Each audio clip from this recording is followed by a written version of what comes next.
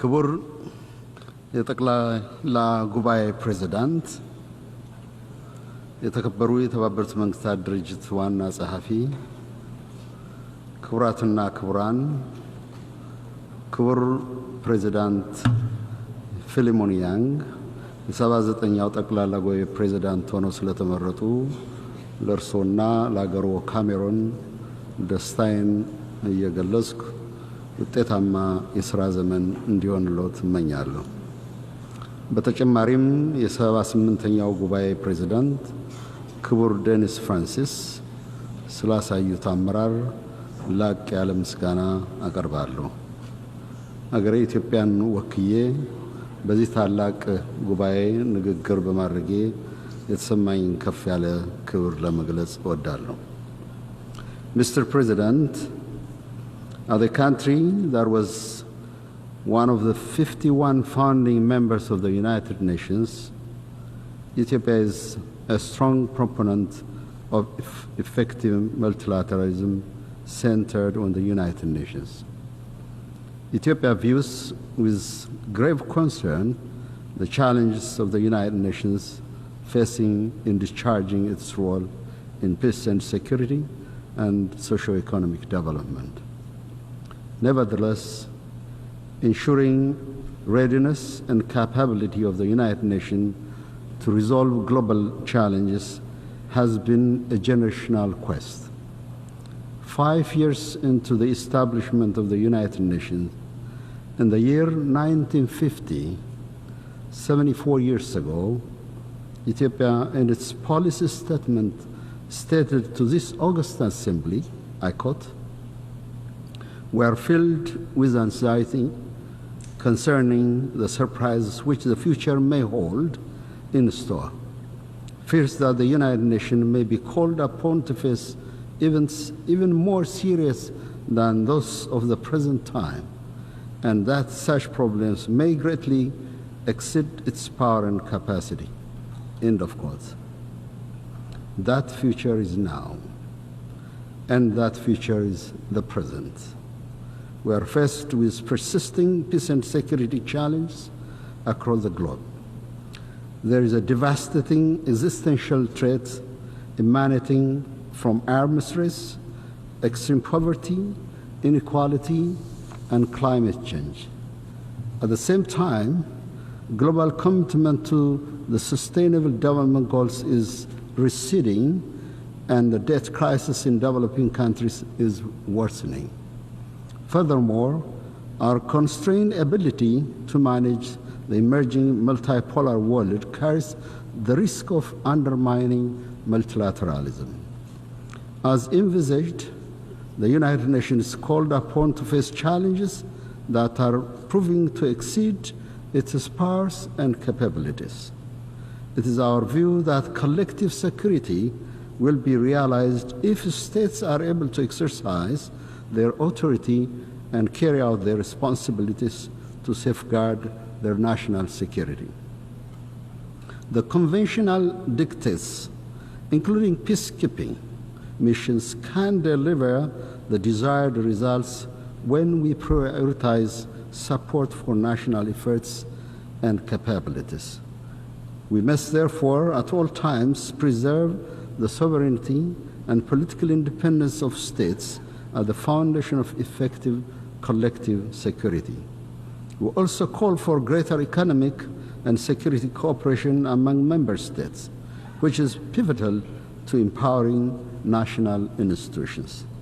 The shortcomings of the United Nations reflect the reluctance on the part of the international community to promote the effective realization of the principles and purposes of the Charter. The United Nations should be at the center of efforts to resolve global peace and security challenges. Without a substantial role for the United Nations guided by the principles of the Charter, we risk making the General Assembly a non-consequential platform with no guarantee for a meaningful contribution to global peace and security. On its part, the United Nations should play its role by demonstrating impartiality, independence, competence and credibility among all its members. Furthermore, we underscore the urgency to reform the United Nations Security Council and its working methods. The reform of the Security Council is not only about rectifying the injustice done to Africa, but also about the credibility of the Council itself.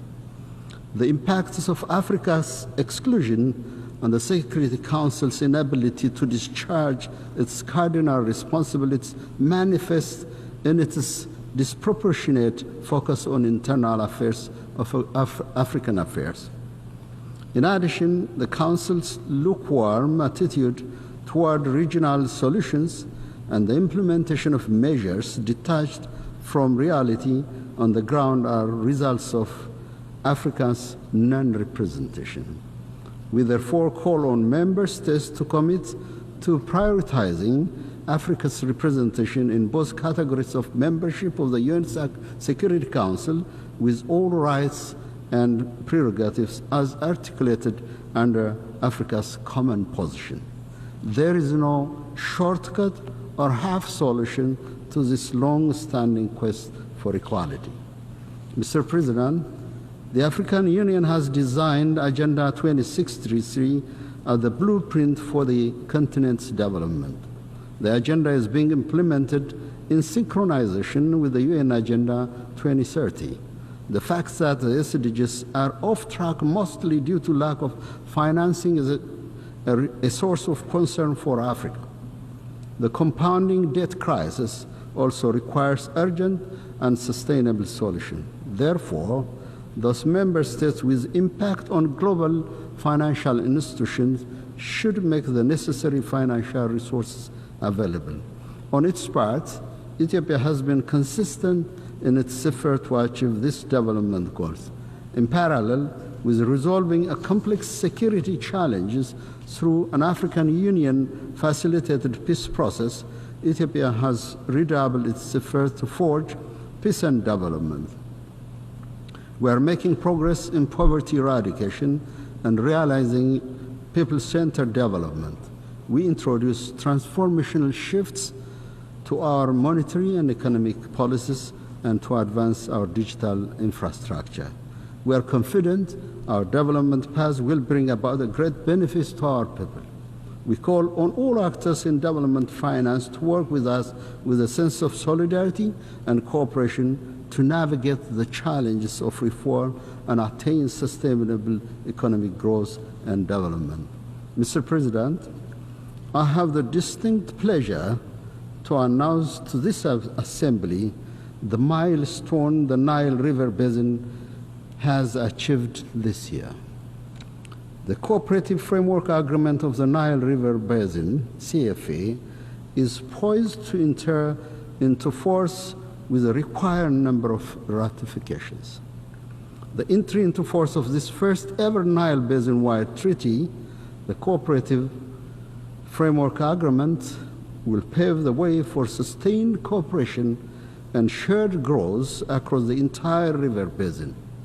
Ethiopia, along with its co-riparian sisterly countries, will work towards the realization of the principles of the CFA and the full potential of the Nile River.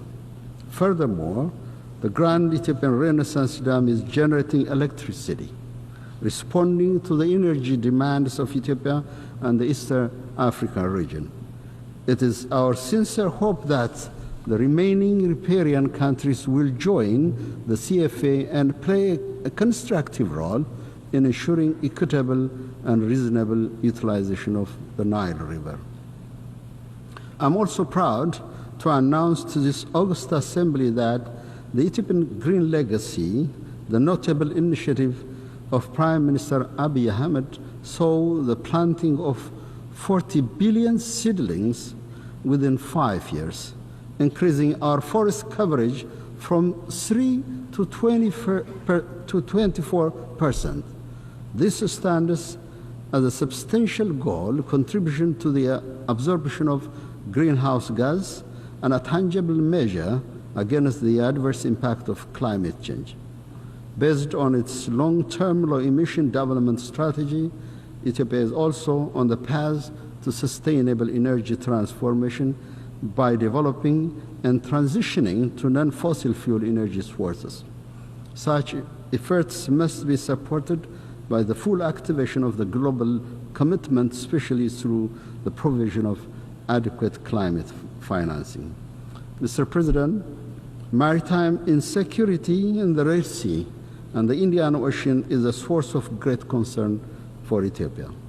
With over 120 million population and significant maritime trade, Ethiopia entirely depends on the safe, secure maritime activity in the Red Sea and Indian Ocean. This region is threatened by conflicts, piracy, and other illicit activities. Over the years, Ethiopia has played an instrumental role in combating the cause of insecurity. We also continue our efforts to work with other neighbors to contribute on durable basis to ensure peaceful navigation on the high seas. We see a great need to chart a new path for inclusive maritime security engagement with equal participation of countries with stakes on both sides of the Red Sea and Indian Ocean. Furthermore, terrorism continues to be a grave threat to the peace and security of the Horn of Africa. The growing rise of violent extremism like Al-Shabaab and its international and internal affiliates have continued their vicious attack against civilians and security of the region. The region has reached a milestone in degrading terrorism owing to the resilience of the people of Somalia and the sacrifice of the sons and daughters of Burundi, Djibouti, Kenya, Uganda, and my country, Ethiopia. The authorization of the Security Council and the international finance for the African Union peace support operation have indeed played an instrumental role. I'm confident the government of Somalia will soon reckon with and recognize the sacrifice we made to Somalia's liberation from the grip of terrorist groups. Ethiopia's memorandum of understanding with Somaliland is based on existing political dispensation in Somalia.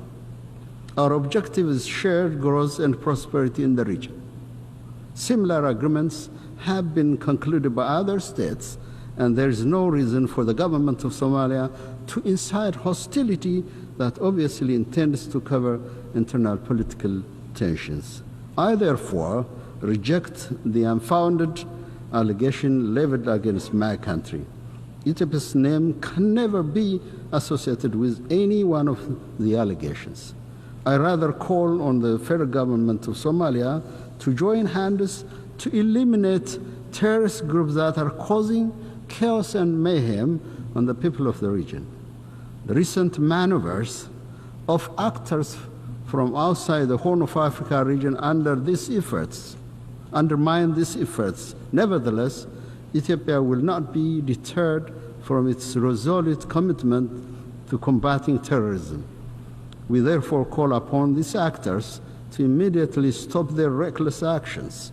We also call on the international community to recognize the imminent risk originating from these irresponsible acts and to take concrete measures to prevent the loss of hard-won gains in combating terrorism in the Horn of Africa. Mr. President, in conclusion, I would like to reiterate Ethiopia's commitment to the maintenance of global peace and security and upholding multilateralism. I thank you, Mr. President.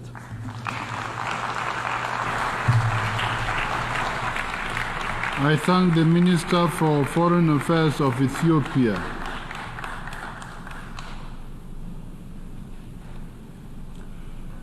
We have heard the last speaker in the general debate for this meeting. The exercise of the right of reply has been requested.